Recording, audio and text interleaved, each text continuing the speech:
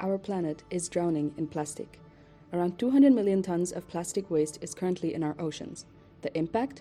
Marine ecosystems are collapsing, and the very water we depend on for life is being poisoned. This crisis isn't just about polluted oceans, it's about our future. Microplastics are now found in the food we eat and the water we drink. Every choice we make today will shape the world we leave behind. We, Morpheus, are not waiting for the problem to fix itself. We're taking action. Our mission is to not only reduce plastic pollution in water, but also to close the loop, to create a circular economy where plastic is no longer waste, but a resource. By harnessing the power of synthetic biology, we've come up with a solution to break down plastic and repurpose it, ensuring it stays out of our oceans and in the economy. Plastic pollution, especially that caused by polyethylene terephthalate, PET, is a major environmental crisis. Every minute, 1 million plastic bottles are sold, and since 2015, more than 6.9 billion tons of plastic waste has been produced, with only 9% being recycled. PET, mainly used for bottles and food packaging, takes up to 450 years to naturally decompose, forming microplastics that contaminate oceans and ecosystems and contribute to greenhouse gas emissions. Currently, waste management solutions primarily rely on recycling, but these methods have been proven insufficient. The cost of recycling is often 10 times higher than producing new plastic, which limits its widespread adoption.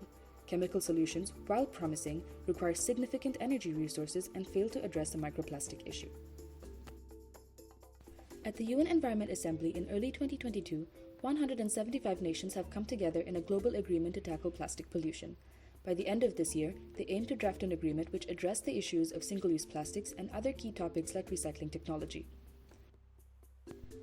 Recent advances in biotechnology offer new perspectives to address this crisis. Rheonella sacchaensis, a bacterium capable of degrading PET into its basic components, was discovered in 2016 in Japan. However, while groundbreaking, this process remains relatively slow, taking approximately 247 days to degrade a single PET bottle. Mutation of PETase, a PET degrading enzyme, through bioengineering techniques has led to increased activity. For instance, the fast PETase variant, which incorporates 5 specific mutations, shows increased robustness and can depolymerize untreated PET within days, a major improvement over the natural enzyme. Enzyme fusion approaches, such as creating a PETase-metase fusion protein, have demonstrated superior efficiency, enabling faster and more complete degradation of PET. A little bit about the star of the show, vanillin. It's the primary flavor compound in vanilla, traditionally derived from 2 main sources, natural vanilla beans and synthetic production. However, less than 1% of vanillin comes from natural vanilla, as extracting it from vanilla beans is labor-intensive and costly. Instead, most vanillin today is synthesized from petrochemicals, specifically guaiacol, or from lignin, a byproduct of the wood and paper industries. The petrochemical-based production of vanillin involves several chemical reactions that rely on non-renewable resources, contributing to environmental degradation through the emission of greenhouse gases, toxic byproducts, and significant energy consumption. While lignin-based vanillin is more sustainable, it is still limited by the complex processing required to extract and purify vanillin from it. These traditional methods of vanillin production have a considerable ecological footprint, especially in terms of carbon emissions and chemical waste. The ability to convert PET-derived terephthalic acid into vanillin offers a more sustainable alternative. This approach not only repurposes plastic waste, but also reduces dependence on fossil fuels and limits the environmental harm associated with conventional vanillin production. We aim to tackle the pressing issue of plastic pollution, which is a problem resulting from inadequate waste management, overflowing landfills, and microplastics infiltrating our environment. This pollution poses serious threats to wildlife and ecosystems, impacting animals and plants that come into contact with it. Not to mention, it affects directly or indirectly humans too. A significant amount of evidence has surfaced in the recent years that our bodies are accumulating this dangerous substance. We wanted to solve this by genetically engineering Chlamydomonas reinhardti, which would not only lead to the breakdown of PET plastic, but also result in the production of protocatechuic acid, PCA for short, a precursor molecule for vanillin. This is to close the circuit of production and create a circular economy. We're turning this pollutant into a resource while reducing the amount of microplastics. It's a 2 birds, 1 stone approach. We believe that our project can truly change the world. We protect our precious planet and prevent microplastics from causing further damage to the various ecosystems, and it can result in improving human health.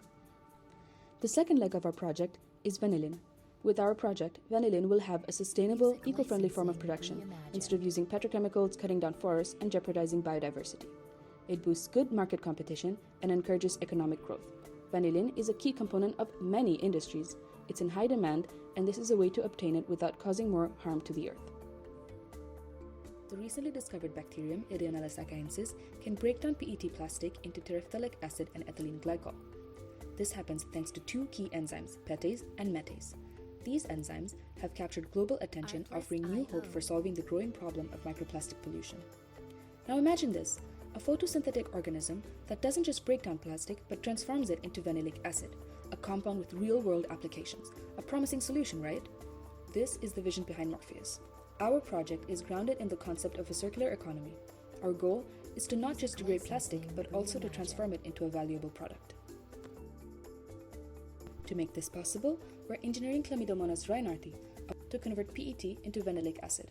This organism is well known for its ability to synthesize proteins in a cost-effective phototrophic environment. And with its genome fully sequenced, Chlamydomonas becomes the perfect platform for our innovation. The conversion of PET into vanillic acid involves three main biochemical transformations, each requiring specific enzymes. First, PET is broken down into terephthalic acid by the PETase-METase fusion protein.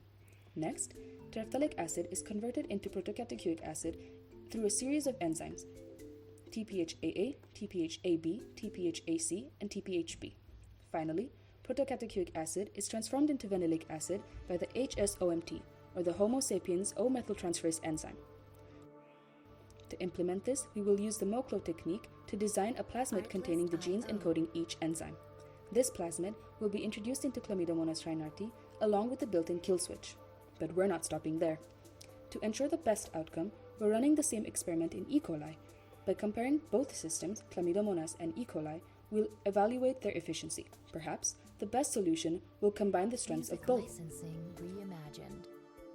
For the modeling part, the enzymes PETase and METase have demonstrated a promising synergy in the degradation of PET into its constituent monomers.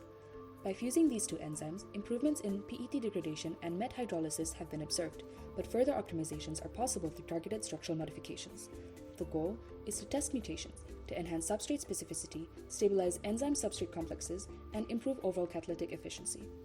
To this end, a predictive model based on long short-term memory neural networks was developed to analyze the effect of mutations on this protein. Results. Every great experiment starts with a challenge, and ours was no exception. As we geared up for an exciting summer of research, the Olympic Games in Paris forced the lab to close its doors. We couldn't start our experiments until September, but that didn't stop us. Instead, it pushed us to be even more determined. To kick things off, we turned to bacterium. The first step, convert PET into terephthalic acid with the help of the fusion protein. First, we needed the right plasmid, so we ordered the PCJ190 from iGEM, which codes for the PETase-METase fusion protein with the 6 his tag. After a successful plasmid extraction, we transformed the BL21 strain with the PCJ190 plasmid. After a few tries and careful adjustments, we were able to adapt the heat shock protocol. Soon, our petri dishes were full of bacterial colonies, proof of a successful transformation. With everything in its place, we checked for protein expression using SDS page gels. Initially, no protein was detected, a bump in the road. But after consulting with our PhD advisors, we decided on a new strategy and a new protocol for protein purification. Finally, we purified the PETase-METase fusion protein using the nickel affinity chromatography, taking advantage of the protein's 6 his tag for binding. And there it was. After a few challenges and adjustments, our protein of interest stood out clearly on the gel. We had purified PETase-METase, ready for the next phase of our research. This is just the beginning of our journey. Though we may not have achieved huge results yet, our courage and commitment to overcoming challenges are what will drive us forward. Together, we'll keep pushing the boundaries of science. For our Human Practices division, we worked on different mini-projects, the first one being Lab Talks, our podcast. This year, our team has been on a mission to spread awareness about the different facets of science.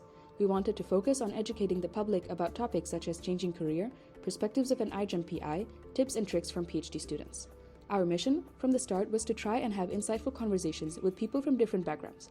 That is why we aimed at creating and recording podcast episodes with researchers and PhD students in science, sharing their insight about their careers and professional paths. Curious? Go check out our podcast, Lab Talks.